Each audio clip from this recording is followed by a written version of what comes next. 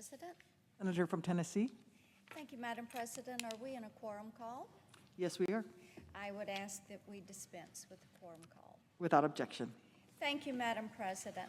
Over the past week, the Palestinian terrorist organization Hamas has launched more than 3,000 rockets at civilian targets in Israel. Violent mobs have taken over the streets of Jerusalem, and even seasoned veterans of the Palestinian-Israeli conflict have expressed shock at the intensity of the violence.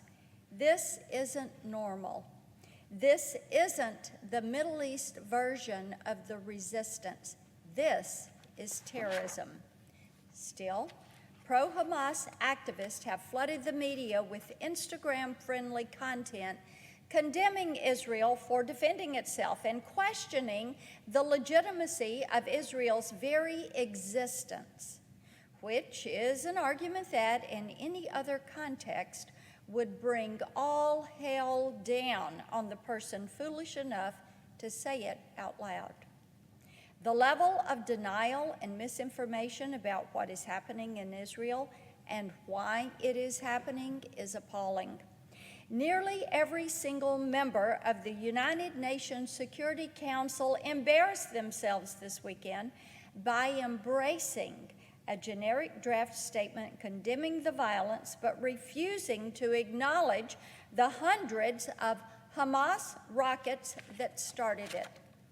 The UN has a shameful history of ignoring threats and violence against Israel, but rarely in recent memory has the Security Council so blatantly regurgitated anti-Israel propaganda while Israeli civilians cower in fear under persistent rocket fire.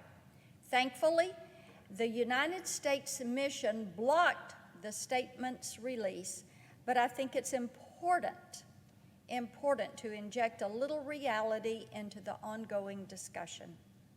First, we must acknowledge that Israel has the absolute right to defend itself, no matter the state of their relations with the Palestinian Authority. There is a world of difference between a state-sponsored terrorist attack on a civilian population and action taken to stop that attack. We have a responsibility to counter the dangerous argument that because Hamas currently lacks the weapons capability to win this battle, Israel must stand by and allow terrorists to slaughter civilians.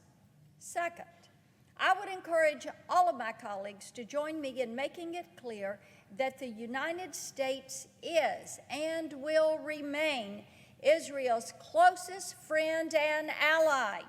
We will continue to assist with the development and production of advanced missile deterrent systems like the Iron Dome. We will not step away from that obligation simply because celebrity influencers would rather witness a slaughter than a proportionate response to mass terror. Last, it is important to acknowledge that this violence is a symptom of a much more serious disease.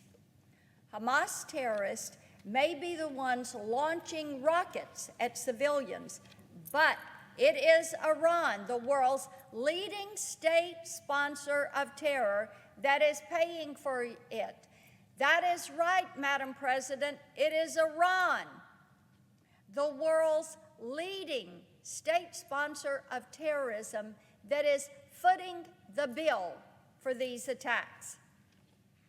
When we provide assistance and support to Israel, we're not just protecting an ally, we're containing the destructive influence of our most belligerent adversary in the Middle East. This month, the Biden administration traveled to Vienna to negotiate sanctions relief with Iranian officials. Since then, President Biden has also spoken to Prime Minister Netanyahu and reaffirmed Israel's right to defend itself from these attacks. However, I would take this opportunity to remind my Democratic colleagues that the United States designated Hamas as a terrorist organization more than 20 years ago. That is right. For the past 2 decades, we have recognized Hamas as a terrorist organization. As a rule, we do not provide them assistance of any kind. They are a terrorist organization. But by opening the door to sanctions relief for Iran, we cannot help but enrich a regime that will not stop until it destroys Israel. That is their goal. We know it because they have told us that is their goal. We must not provide sanctions relief to Iran or give quarter to any regime that aligns itself with this evil. It is my hope that all Americans will take some time this week to just unplug and think about this and reflect and then pray. Pray that reason and wisdom will prevail as we seek an end to this outbreak of violence, as we seek an end of this terrorist group to destroy the nation of Israel. I ask that the remainder of my remarks be submitted separately in the record. Without objection. Thank you, Madam President.